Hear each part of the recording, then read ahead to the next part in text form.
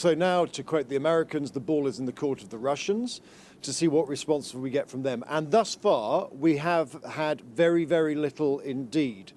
And that, I think, is an indication that the Russians, as ever, want to play this carefully and they want to buy some time. So there's been an awful lot of contact between the US and the Russians in recent days, lots of calls between, the National Security Mike Waltz and his Russian counterpart, the CIA director and his Russian counterpart. We know that Steve Witkoff, the US presidential envoy, is bound for Russia. We're expecting him there fairly soon. So there's been a lot of contact. We know that the Americans have a pretty good idea of where the Russians are on this, not least because, remember, this whole process began with a conversation between Mr. Putin and Mr. Trump that lasted an hour and a half.